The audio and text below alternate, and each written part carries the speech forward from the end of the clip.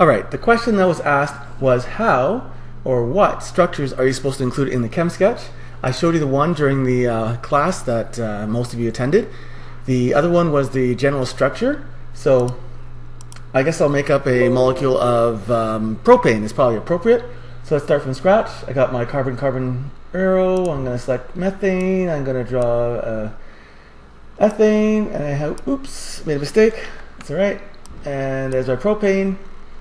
I'm going to go to my select tool. I'm going to click on the white space.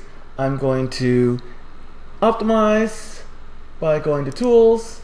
I'm going to clean my structure actually first, and then I'm going to go to 3D optimize, make sure it's selected by clicking on the white space, click on the 3D optimize, and there is my molecule.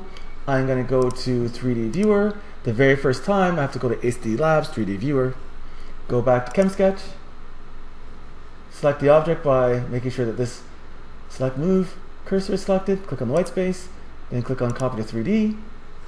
I'm going to select the balls and sticks, and there's my molecule. Remember that when you're copying this out, you're going to want a white background so you can actually see this properly. So I'm going to go to options, colors, select white as my background, click OK. I can click on edit and copy, and it'll be in my clipboard. I'm going to go back to Chemsketch. I will open up my Word document. And in my Word document, I'll make up a table layout because table layouts work out very nicely for setting up diagrams and answers. So let me grab question number 2 here, and I'll paste it in. I will go back to my Chemsketch because I didn't paste it while it was in the keyboard, clipboard. So we'll go back to my 3D view and go to edit, copy, back to Chemsketch. And I'll paste my molecule here. And the last thing I want is that structure molecule. So in order to get this, I'm going to select the white space. I'm going to clean the structure one more time. And it gives me this structure here. This is interesting because this is not the proper structure, but you are able to see that the carbons are linear and that the hydrogens are 90 degrees, even though that's not entirely accurate.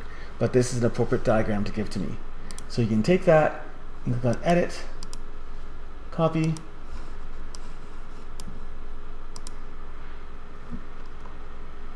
and then you can paste it in, and then you can organize it in this table as appropriate. As you can see with this list here, the numbering system here takes up a lot of space. You'll have to kind of play around with it until you're happy with how it looks. But tables does allow you to organize it on the page very nicely if you need to.